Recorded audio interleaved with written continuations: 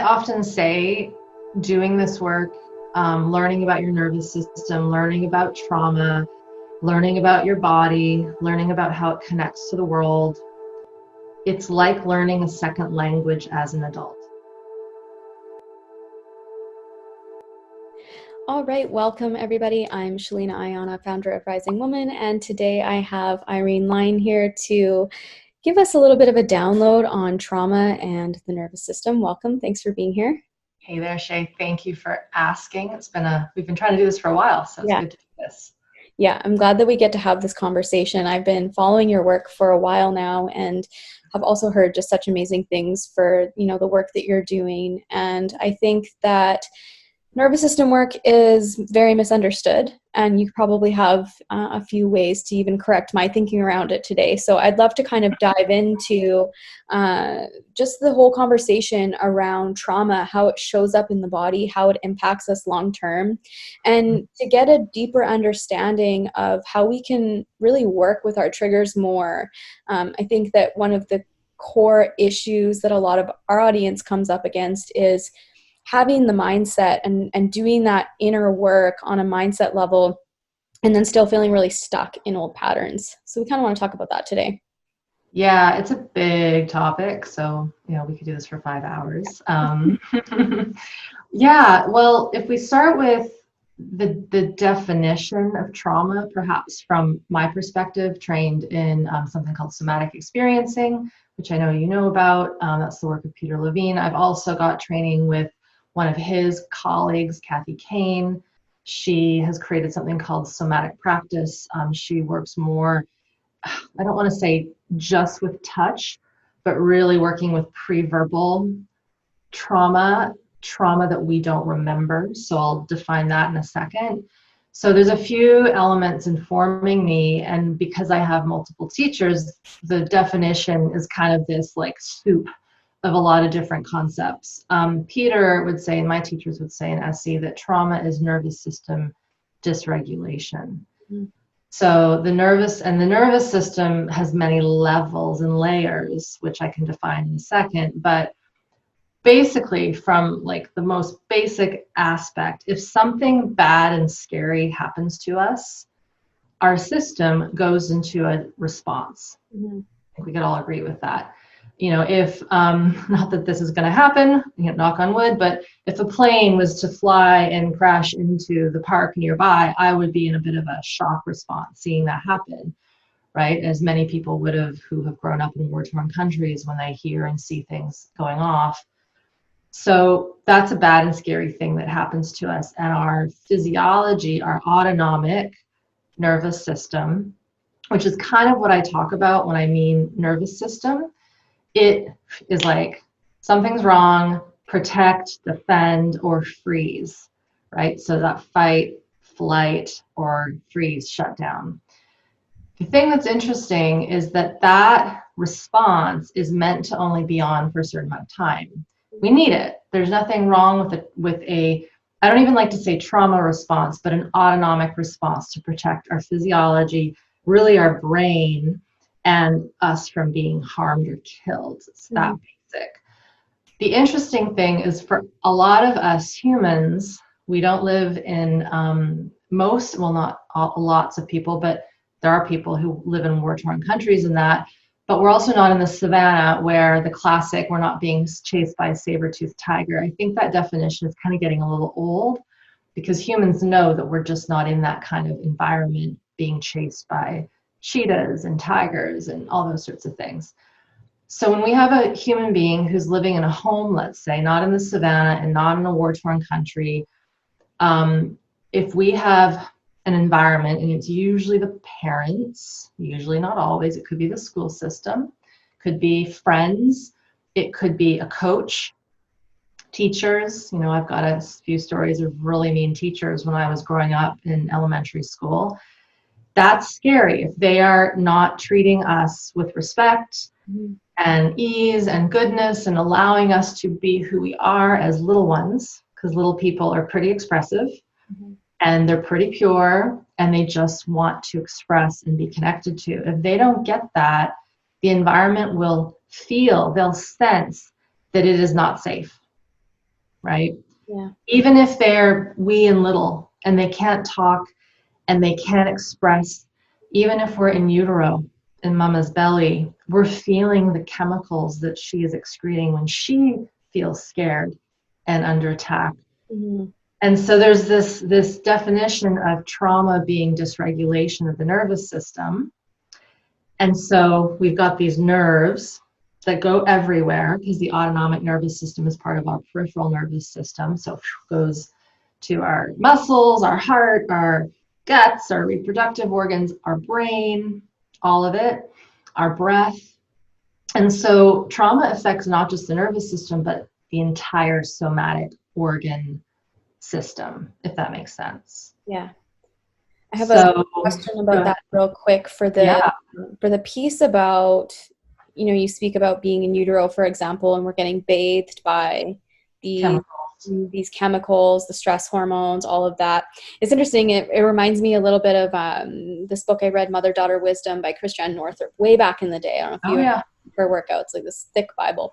Yeah. And I just had a conversation with a different therapist about this the other day, and she didn't really know too much about it, but I wanted to kind of dive into the piece around our nervous systems pre-wiring up. Like when we're in utero, our nervous systems are developing. And so as far as I know, we develop our nervous systems based on syncing up with whoever we're around the most. 100%. 100%. So if our parents were traumatized and we're, in that family unit and they're dysregulated, then is it fair to say that just even that alone could technically be developmental trauma because we never had a chance to wire a healthy nervous system? 100%. We would call it, I don't even think we have a name for that. We could call it culture. Yeah. Right? We could call it conditioning. We could call it society. We could call it the programs. We could call it being plugged into the matrix, which is a common term people are using a lot more these days. But yeah, like, again, this is the interesting thing is most of us, and this is a hard thing to grok when someone did have horrific abuse and trauma, but most of us didn't have that. Mm-hmm. Most of us, which is a good thing, because if a lot of us did, the society would be shambled. And we do have a lot of problems, but most people don't realize that need to get a straight A, a GPA or report card so that we got a treat. That if we got that thing right, or if we won that award, or if we got first place in the gymnastics competition, that means that we get to go have dinner with mom on our own. I'm just making these things up, right? This didn't happen to me, but I've heard stories like this. And so there becomes conditions. Mm-hmm. Like, if I do this, I will get connection and love. But if I do this, I'm going to be sent to my room by myself with tears as a 3-year-old, not knowing what to do. Yeah. And so some people call them little T's, like little traumas. I don't really like that, because then you're sort of putting a valence on what's worse. Yeah, it's a comparison model. It doesn't really work. It doesn't work. And and the interesting thing is that in working with hundreds and hundreds of people, thousands online, those who have very strong memories of their abuse and of their traumas, I don't want to say it's easier, because it's not about being easy. Yeah. But it's in some ways easier because there's a map. We know what happened. Yeah. If someone was in a car accident, we know what happened. If someone grew up in, somewhere where there was a civil war going on, like in Eastern European countries, we know why they're so anxious, why they're afraid. But if you have a person who had a roof over their head, mom and dad kissed them and tucked them in every night, there was plenty of food, they went on skiing trips, they had good friends, they had sleepovers, they had presents. People go, why am I so resistant? Why do I have so much anxiety? Why do I have chronic fatigue? Yeah. Why am I needing to take this anti-anxiety medication? I had a really good childhood, and by definition, that's accurate. Mm-hmm. But it's these other things, these programs, these don't do that, the classic children should be seen and not heard. That was more my parents' generations. Now there's a different thing going on with a lot of kiddos where they're actually being given too much freedom. So they don't know how to contain their emotions, Yeah. right? I mean, there's a spectrum there. So to reel it back, trauma in essence is the system. It's not in the event. A lot of people think, oh, that's the car accident, the rape, the attack, the war I survived. We see it as it's in the actual physiology. Mm-hmm. And if I take it two steps further, it's how we process our thinking, and it's how we connect with our environment, be it people, be it just seeing the world around us. You know, are we aware that a car is coming our way and we're walking across the street, we don't even see it? Mm-hmm. Like, not being aware of that is, in a sense, our system being dysregulated because we're not in the here and now and we're not connected to what's around us. Mm-hmm. What do you do around the absence of memory, for example, when you're working with people who, because this is a very common one, people say, trying to do my relationships pattern exercise in your program, and I can't remember my childhood at all. I completely blacked it out.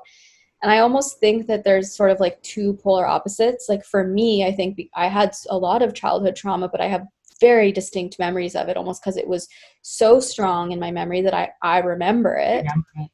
But then there's the other polar end of that, where, you know, it's so traumatic that the brain just blocks it out completely. Mm-hmm. And so I think, you know, a lot of people are confused as to whether they need to remember in order to heal. They don't. And, you know, there's two types of well, not just two, but I'll name two. One is the type that we don't remember because, let's say we're old enough to form cognitive memory. So there's something called preverbal trauma. Mm-hmm. And that occurs before we as little people have learned language. Yeah. And learned how to like register, you know, this is a cup of tea, you know, this is mommy's phone, I'm on a computer, the sky is blue, da da da da. So that's a declarative memory of our environment and our human experience. Mm-hmm. Yep. So it's like we're declaring what's here. And then there's something called procedural memory, which is more about what the system experiences, the procedures it creates. And this is almost a crude example because if we take it one step further, there's also the sense, like the cellular feeling that something isn't right. And I was reading a book just a few days ago. Do you know Bruce Lipton? He's a biologist, biology of belief. Yeah. And, you know, he reminded me, because I studied cell biology and university, but that all cells that have a nucleus are the equivalent of a human. There's the equivalent of a nervous system, an excretory system, a skin system, a hormonal system. So if a cell is that intelligent, which it is, we know, because it creates what we need to be humans, it feels the trauma, it feels the stress as well. Yeah. And so if we think of the person, let's say, who can make sense, who is old enough to say, it was a sunny day, I fell off my bike, no one was there, I was scared, this stranger came up. It's possible that because the flood of chemicals and the pain and the fear of not knowing where mom or dad are, that it was so big that we don't remember that event.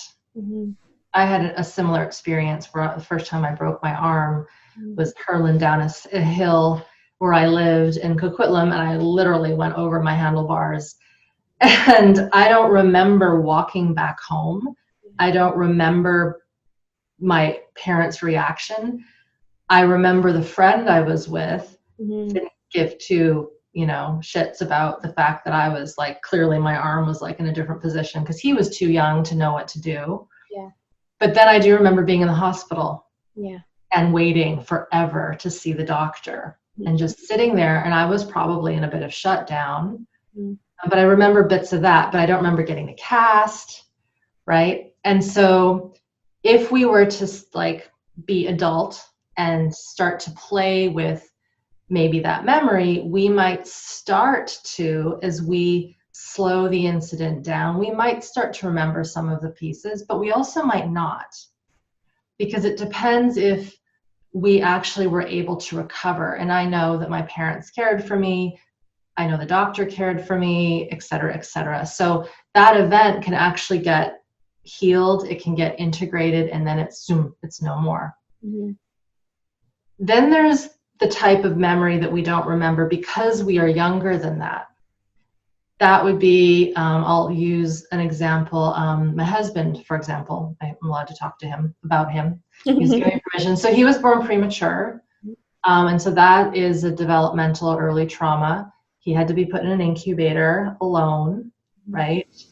This would have been 1974. So there was probably less of what happens now, where the babies are just, I mean, they're left anyway, but they're left even more. Yeah. So you think about this organism that's so immature. Its first experience of the world is in this plastic cage, maybe with tubes and IVs that hurt. You know, if you've ever had an IV, they hurt when they go in. Babies feel pain. People used to think that they didn't, which is crazy. Yeah. And so my head tingles saying that. And so all this stuff occurs, and the infant has no clue what's going on, but all they're feeling is their somatic experience. Mm-hmm. And there's no cognition, there's no thinking to be, oh, I'm here, this is what's happening, this is for my own good. There's none of that. But let's just say that baby is okay. You know, they recover, they develop whatever they need to, they have a nurturing home. And then they get old, and then one day they're sitting on a busy subway in New York, and all of a sudden, they've never had any trouble being on a plane or in an enclosed space. They're flashed with panic. Mm. They can't get out, you know, or it stops in the middle. I mean, that's sometimes a frightening experience if you've ever been in a subway and it stops in the middle of a tunnel. You're just like, is this ever going to go? And so a person could all of a sudden be like, what's going on? Like, I was fine 2 seconds ago. Something like that can trigger that early experience being in that incubator, being terrified. And so it's a physiological response to a situation that's similar. And this can happen at any time. It isn't time dependent. The nervous system doesn't know time. Mm-hmm. So if someone doesn't have memories, the question is, how do we work with that? And a lot of people haven't done what I call the capacity building work, so that when that occurs, they know cognitively, oh, this is that thing. Mm-hmm. Right? Clearly, there's no tigers. Yeah. The people are all friendly around me. This is an old response. This is an old, scary response that is coming up now because I can cognitively feel it. And so there's an interesting thing where a lot of people, and I did a video on this a little while ago, they're afraid to do the work because, and I think you just said that a little moment ago, they're afraid to do the work because they're afraid of what might come up. Yeah. The trouble, or not the trouble, the myth with that is that if we have the learning on board, if we've done the education, if we have done the practices to build our somatic capacity and have our brain stay online when we have that panic attack, then we're actually fine. Mm-hmm. My students will be excited when they actually have something like that come up, because it's like a astronaut that's prepared for their whole life to go out into outer space. Mm-hmm. You can't just go to the spaceship and be put up there. You need to go through serious training to be able to withstand everything that happens in outer space so that you stay calm.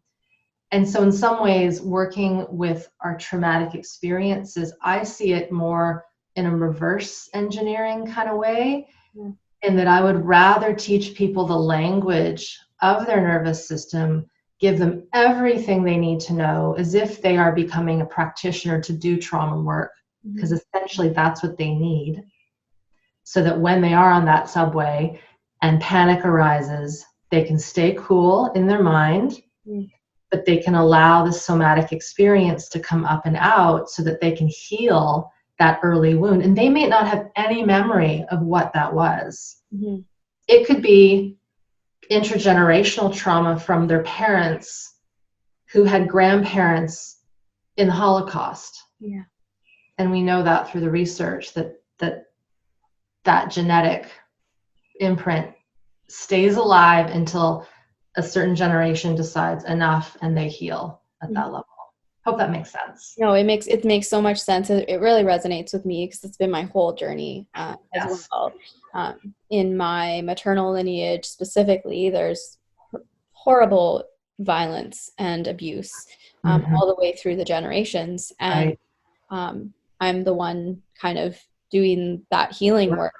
And it showed up in my life in a lot of physical pain, tons of fatigue, just chronic pain, really, in ways where it's clear that it's something bigger than what's in me or what's in my own mind.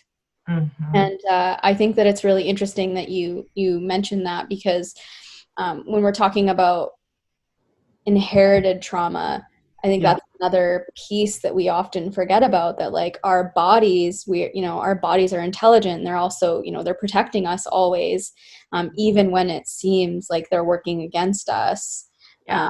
And, learning that it's okay to kind of sort of separate the mind and the body in those moments and learn how to kind of self-soothe, which what I'm hearing you say is that we're noticing and observing, and we're having a conversation with ourselves at the same time. The challenge is that what I hear from a lot of people is that they get triggered and then they vanish. Yes. So they say, I can't control myself when I'm triggered. How do I do that? Good question. You do it by, I often say, doing this work, learning about your nervous system, learning about trauma, learning about your body, learning about how it connects to the world. It's like learning a second language as an adult. That's that's been my shtick this year. It's like, and I have not done that as an adult. I learned French when I was really little in elementary school. Being here in Canada, it's one option. But I've tried to learn a language as an adult. German is one of them. It's hard. Like, you can't just do an hour a day or 10 minutes on your phone and think that in a year you can be dropped into the middle of Oktoberfest in Munich and work your way through. That's probably a bad example because everyone speaks English there, but country Bavaria, where it's only people who are 80, you won't survive. And so the question around triggers, like, oh, I get triggered and then I don't know what to do. Yes, that's gonna occur if we haven't done the work to learn how to. It's not about not having, and I don't love the word trigger. To me, it's activation. There's an activation in the system. Something turns on the autonomic response. Something turns on the gut. Something turns on the kidney adrenals. Something in the brainstem senses danger, even though you can't see it. Something's coming around that corner. Right? That's our human birthright, to have that spidey sense. We need it. It's the same reason animals in the wild can smell something coming miles away, right? Our senses are meant to have that, but we're meant to have them for our survival, and to not constantly be having false alarms when we hear, that car door open and slam. That's like the classic example, right?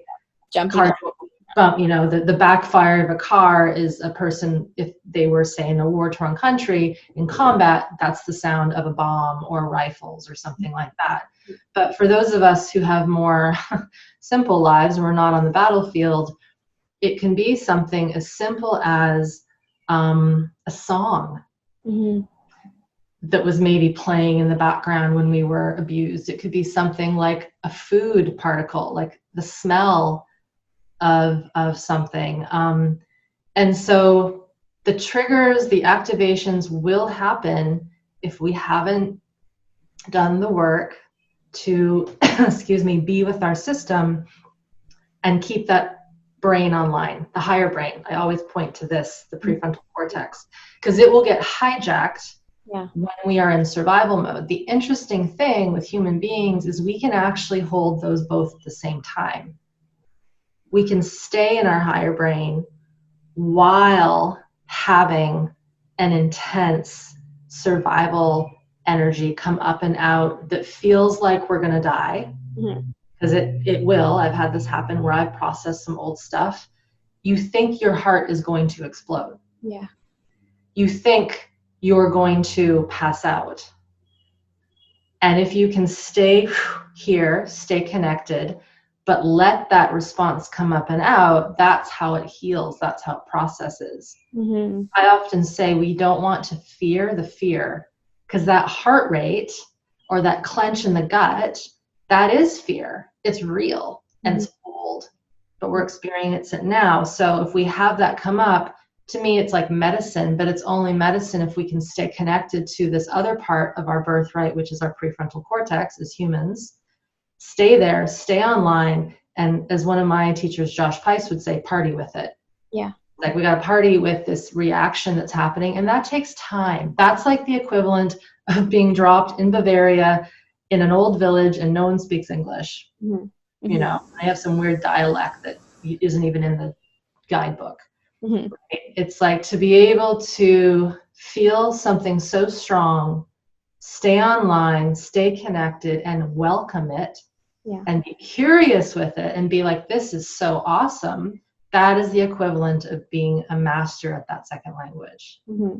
Yeah, that's exactly it. In our work, we call it, a lot of times we call it observing our mind, being in the body. So can we be in our bodies and observe our minds? Because really, when our body is activated, if we lose control, what we're losing control to is the story that we're making up about what's happening in our body. And that story is often, you know, I am going to die. I'm not safe. I need to defend. I need to back.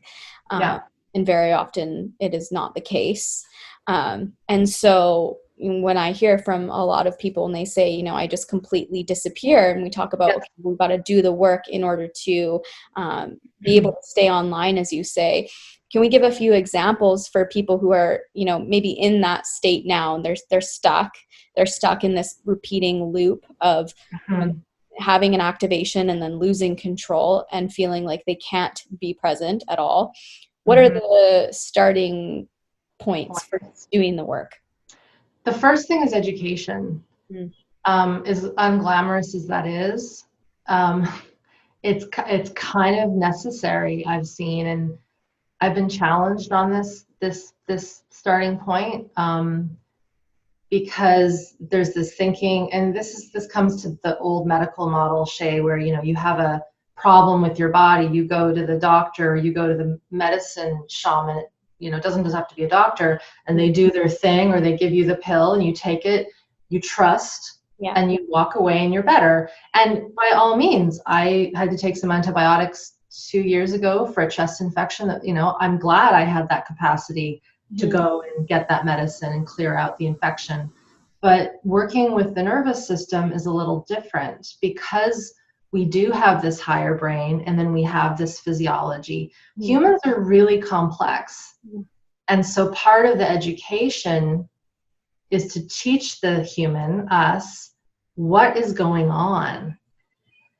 And again, depending on where a person is on their spectrum, they may need to take the education in a titrated, slow way. They may not be able to watch this entire podcast or listen to this entire podcast in the entirety, because the moment they start to hear me talk about this thing that occurs, they might start to sense their own activation spark up. So if someone is listening and that's happening, I would say pause and feel what's happening rather than willpowering through to get all the information. Right? And this is also where we then get into what I talked about with culture and society. We've been taught to be good little students, and I got to read that full chapter. I got to listen to that full video. I have to get through that whole module of that course. And because of our conditioning, we think if we don't complete, we're going to fail. And it's so hard. It's like, it's one of the trickiest things to work with my students, is to say over and over. And even at the end of 12 weeks, a lot of people are like, they still don't know how to only do what they can.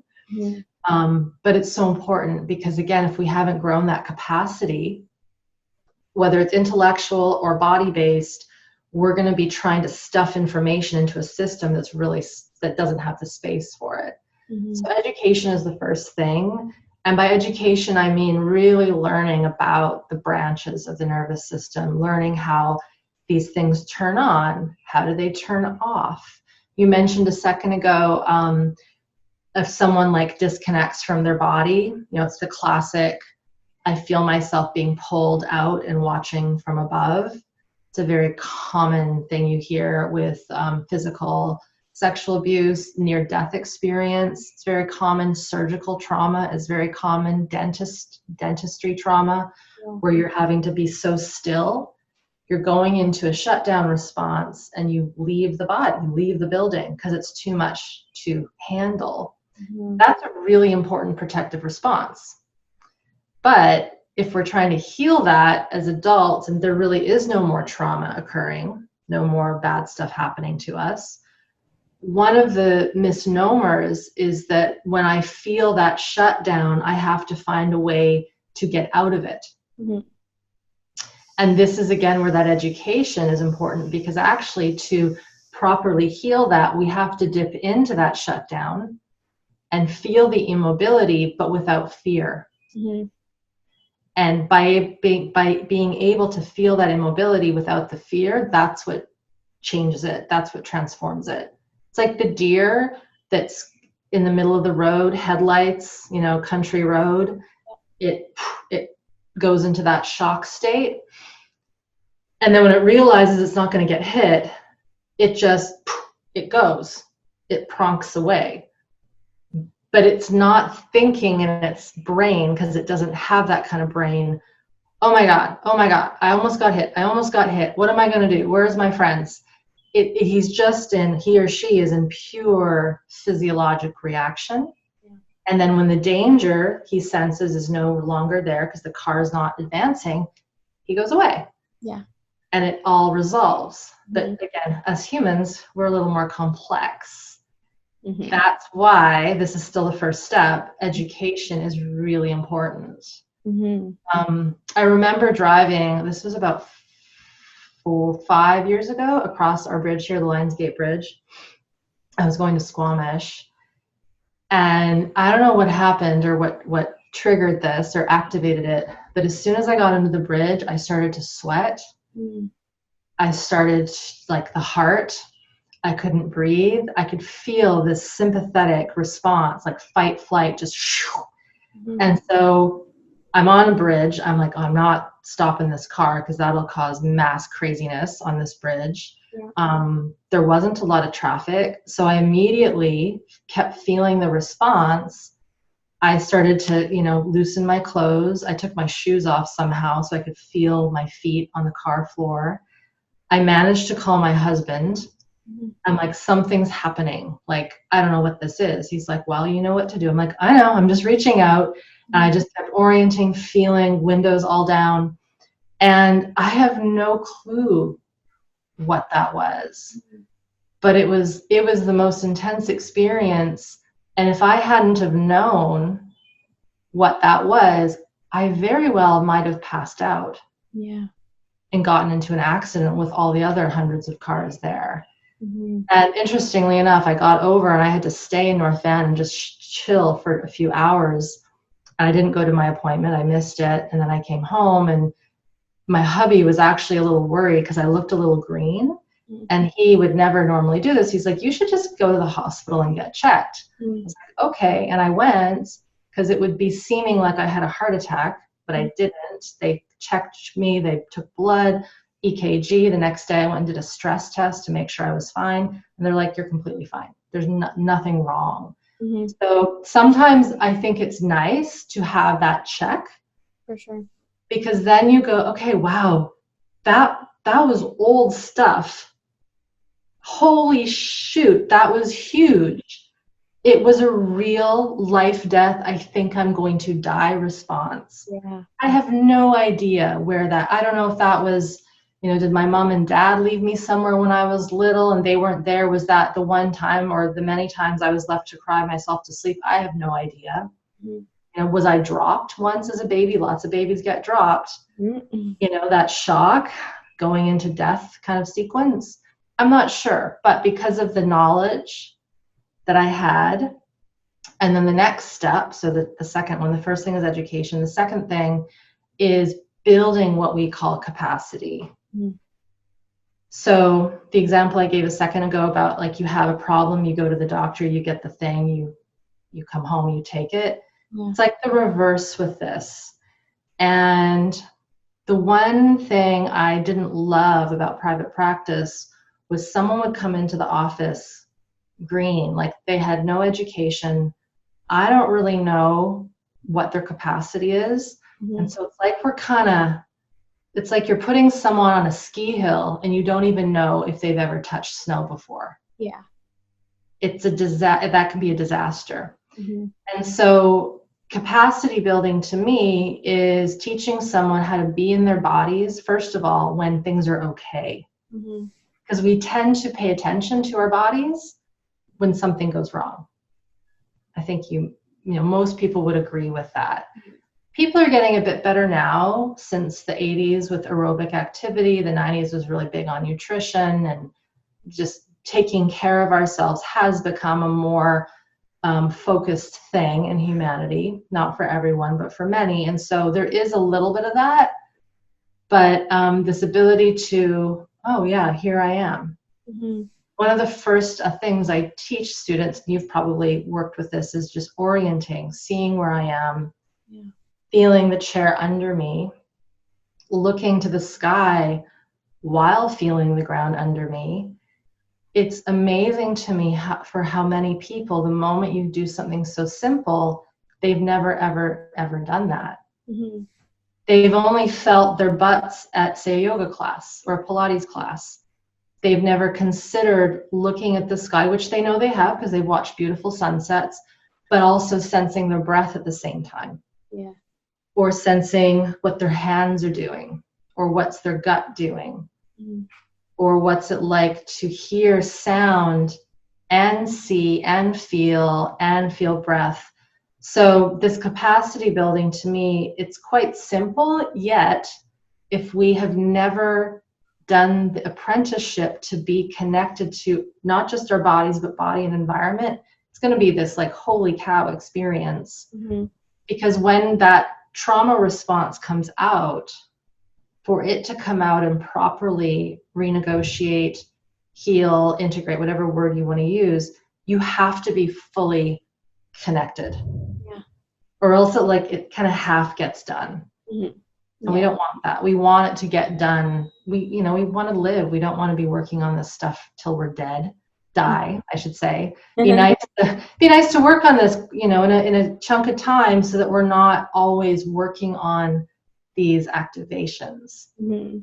So education and then building capacity would be the first two things. Let's dial into healing before we go into the third, and I think there's 4. Is there 4 steps? 4 or 5? It's infinite. The infinite. It's infinite. I think, what would be cool for us to define for folks right now would be healing, because there's a lot of buzz around the word healing. And I think a lot of people assume that means that you will never feel activated once you're healed. No. Or that, magically that thing that happened to you won't hurt at all anymore ever. And I don't really believe that, and I'm curious what you think, because how I sort of see it is that, some of our deepest traumas, or some of the, most impactful, hard memories that we have, they shape us, and it's healing doesn't necessarily mean that goes away. I think what changes is how we respond to it, or how much power we give it to sort of take over the wheel, and drive the car for us. So what do you think about that? Like, what should people's expectations be around healing? Yeah, I mean, healing has a few definitions. You know, if we think like you get a cut on your hand, right? And amazingly, our system, our immune system just does it, Hmm. right? It's kind of cool if you think about it. I mean, however, if you're immunocompromised or if your nervous system is not as regulated as it could be, that healing of a simple cut on your hand will take a little longer than Yeah. if you have a really solid, robust system. But inevitably, it still kind of does heal. What you said about the trauma responses and healing, it's interesting because from my experience in working with people who've had really bad histories, really adverse histories with lots of memories, so it's not just all preverbal, we know that they have really done the work and integrated when they think of that memory Mhm. or they have that image come into their mind, and that's all it is. Yeah. And it doesn't mean that there's a disconnection from it. It doesn't mean that you're numb to it, because being numb to it means that you haven't integrated and healed that specific thing. Hmm. It's to be able to see it with the higher brain. It could mean feeling some emotion, but there's no activation Yeah. with the emotion. There's no trauma response, essentially. Yeah. Um, Often I say to people, you don't want to wipe out the memory Hmm. because that means that you would have brain damage. Hmm. You don't want brain damage Yeah. because then everything else is going to be harder in your lives. So the ability to get to that point of having that regulation is the best way I can say it, which is the sympathetic and the parasympathetic shutdown responses, not going into fight, flight, freeze every time we think of that accident or that attack. Hmm. Um, so that's one way of looking at it. If we think of someone who has had a lot of early preverbal trauma, whether it was incubator like my husband, whether it was surgical as a baby, which is so common, or just abuse, unsafety. We haven't talked about misattunement. So if there isn't proper attunement from the parents, that's a whole other can of worms. There will be this pervasive quality of unsafety. There isn't an event necessarily. There might be that car accident that happened when we were 10, but that's inconsequential to the level of danger, unsafety, and not being able to express who I am and be who I am. So the part of that healing for a person is nervous system, it's power, it's life force, getting their life force back. But it's also this ability to become very well versed in the physiology.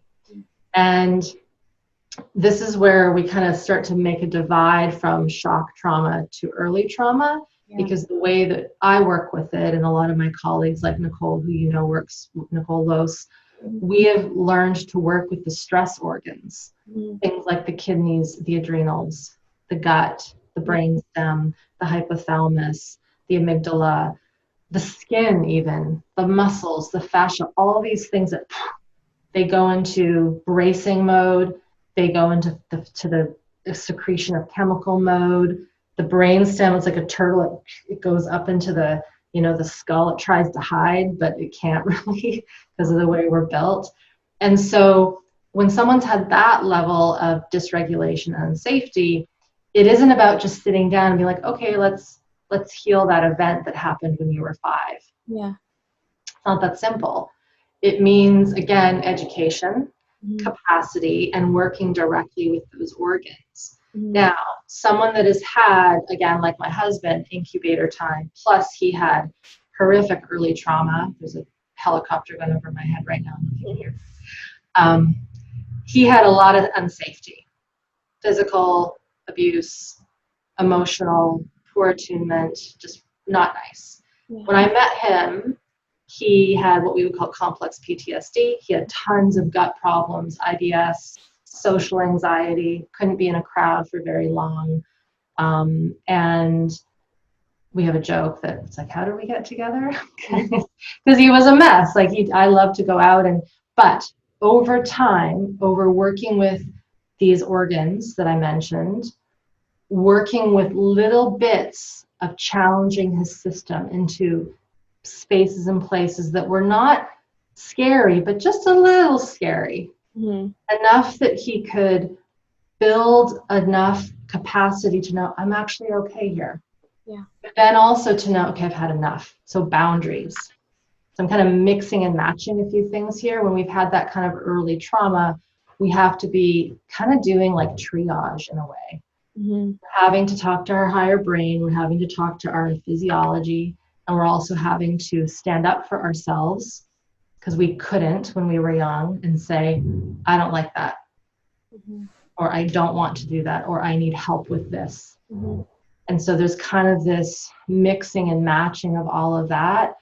And then to say what you asked, when has someone healed?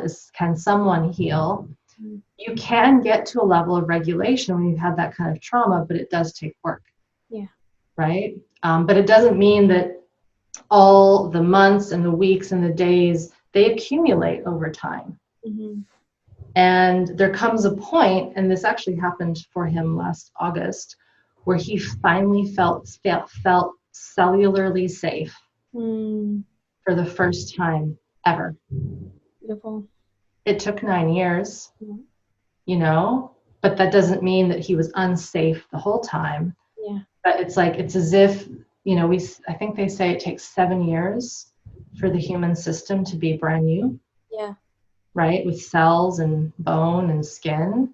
That's a real thing. So if we are consistent with our work for enough time, we become a new person. Yeah. It's really cool. And to finish off on that piece with him, as you mentioned with your lineage on your maternal side, that trauma was on both sides of his families. The fact that he was able to shift that many generations in a small percentage of time, I think that's pretty cool. Yeah. Because a lot of people think, we're never going to change humanity. There's too much work to do. But actually, if enough people do that consistently, we will have a whole different system of people who are actually really well. Yeah. And then one more thing I will say about the healing, we will always have accidents. So for instance, earlier this year, I really banged my knee on the kitchen table. Happens. Those are opportunities. So for people who are like, I don't know where to start, when something like that occurs, that's an opportunity to actually work with your stress response. Because you're an adult, you can think about what's happening. You can, I don't want anyone to bang their knee or cut themselves or burn themselves, but let's just say that happens. Let's say you do fall off your bike. Yeah. That is an opportunity to actually rewrite how one deals with stress, how one deals with fear, how we deal with not knowing what to do. Maybe we ask for help. How many, I don't know about you, but I'm that person that if I fall, it's like, I don't want anyone to help me. Don't help me. Right? But it's like now, okay, sure, I'll use a hand, help me up. That is allowing our system to shift and rewire. So there's these ways that we are always healing, but then there's also this potential to heal a lot of the big blocks, the big rocks, so to speak, by doing the concentrated work. Yeah. Hope that's making sense. Yeah, it makes perfect sense for me. And what you said specifically around the being able to recall the traumatic event without having the body activation, I think that has really rung true for me to be able to feel that difference.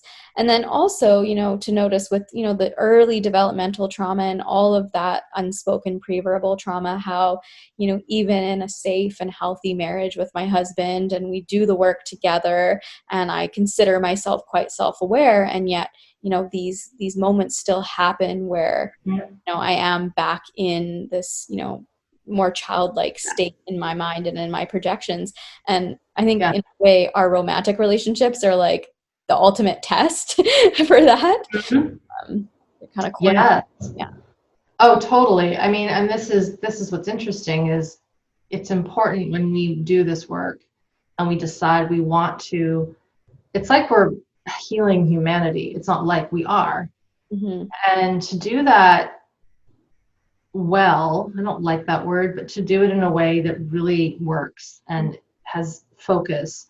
If you do have a primary partner, they need to be on the same page. Yeah.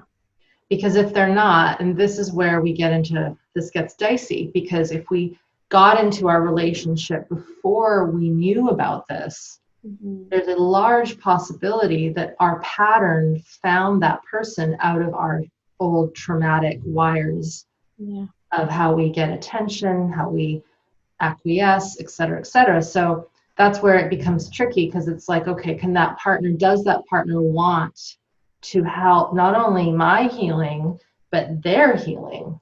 Yeah. And that becomes tricky when it's like, oh, well, I'm not the one that's screwed up. You're the one that's screwed up. Right. And that's hard because everyone has their own version of screw up. Yeah. Screwed upness. It's kind of just part of human culture right now. And I don't think there's anything wrong with that. But, you know, for the partners to work together, a lot of relational healing can happen. Yeah. And it's not all pretty. No. You know, it's not laying in bed staring into each other's eyes. It might be, you know, learning how to set boundaries, learning how to say no. Mm-hmm. I don't want that, or I need this, and them saying I can't give that to you right now, and us having to be okay with that. Yeah. Right. Yeah. It's such a powerful journey. We always say that relationship is, you know, it's the hardest spiritual growth path because, you know, relationship is really challenging, but it's also in some ways the most rewarding because there's so much healing available, but it doesn't always look like getting our way. Like you said, it's like No. in those moments where that person can't meet our needs, you know, can we learn to be with ourselves and meet our needs, you know, within reason? It's a dance. 100%. And what you said just a moment ago about healing in relationship is so rewarding. It's also, our trauma always happens in relationship. Yeah. You know, unless it's like a pure, I fell on a trail hiking and I sprained my ankle kind of thing. Mm-hmm. But usually our earlier things, it's with another person. Yeah.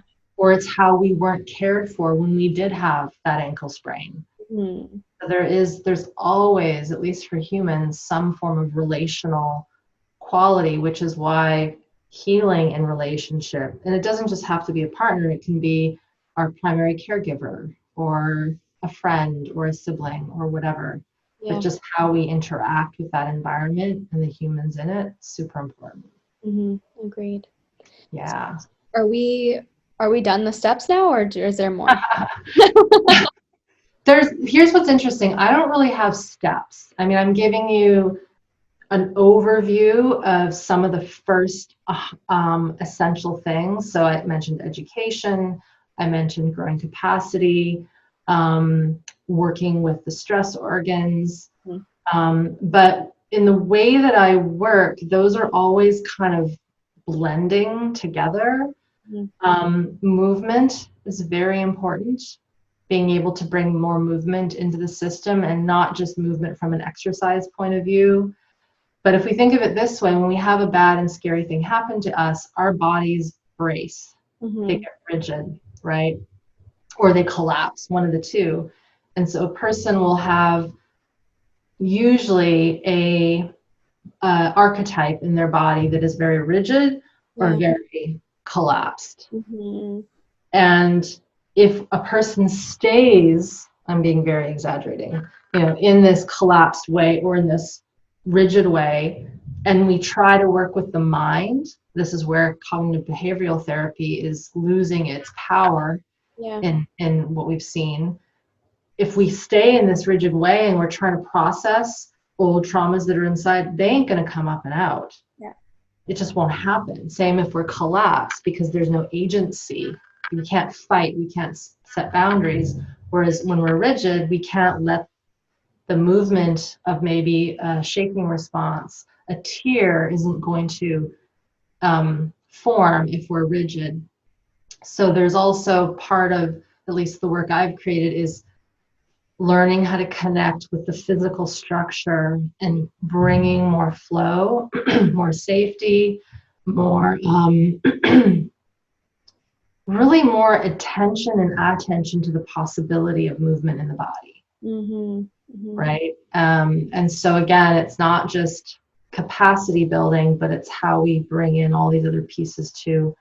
In some ways, it's really flow at the end of the day, Shay. It's bringing more flow into the system so that stuff can come up and out.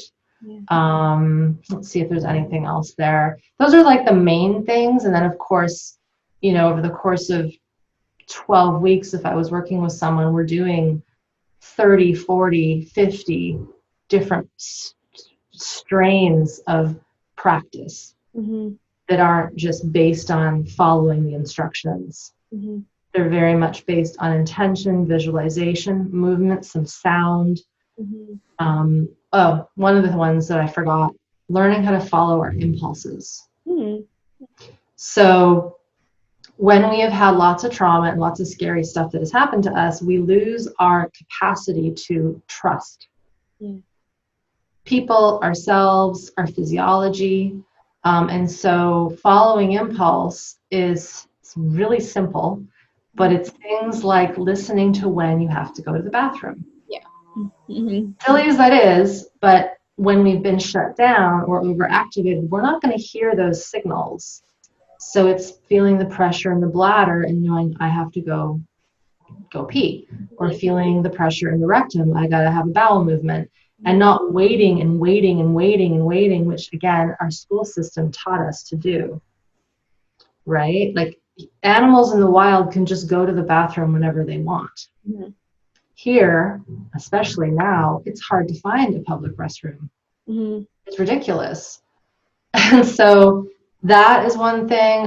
Hunger, thirst. So many people have trouble with eating and properly hydrating themselves and knowing when to stop eating or even eating enough. And that is another portion of our physiology that gets thrown off when we're rigid or collapsed. We don't have that connection to our gut. So being able to listen to the impulse of nurturing our system with the food that we need, the water we need, rest. Again, if we were brought up in an unsafe environment, typically we have the adrenalized, I can't shut down. I can't turn off. I have to do everything. If we had siblings that we were protecting, I have to be the protector of all of my siblings. Or I have to take care of the house because my parents aren't doing it. You know, so many adults I work with were the parent in the home. And so we were brought up with that. Our adrenal glands, our will only knows how to be on. And so that's where we get chronic fatigue. Hi, that's me. Burnout, right? Adrenal fatigue. The system literally, to quote Gabor Mate, the body says no, like no more. And so that's the other thing is when people start to do this work, they're afraid that if they rest, they'll never get up. And there's a chance that you might not for a little while because your system is so tired. And trusting that process of resting is so important, but our society deems that lazy. Right? So we're playing, and sometimes we have to go to work. We need to put food on the table, et cetera, et cetera. So we're playing with the societal piece, but then the cellular piece. So those are like the overarching themes. Well said. I don't know how many steps that was, but I don't know if you hear the chainsaw outside of my window. Is it quite loud or? No, must not be. Okay, good. No. So, I love what you said. I think we'll wrap it up here. The key that I heard in that too is really, taking time to allow yourself the time to rest and reintegrate and know that it's not an overnight process. And for those of us who, never really had a chance to, develop a regulated nervous system, it could take years, and that's okay. But the beautiful thing that you said in it all is just that we can literally become an entirely new person over many years of practice.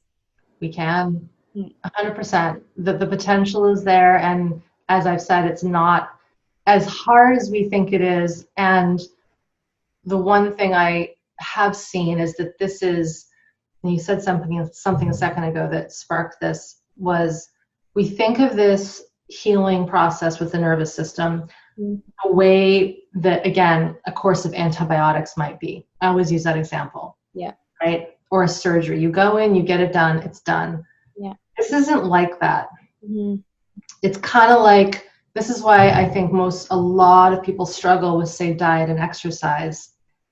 They think it's that New Year's resolution. I'm going to do it for 3 months and go gung ho, and then I can stop. And that's not the way it is. This is an ongoing learning, and it does get to a point where you've reached a level of mastery that means that when something new comes in, you just process it quickly and poof, it's gone. Mm-hmm. And that's really cool when someone reaches that, because then you know that they're in their true power. They're not living on their old programs, their old wires.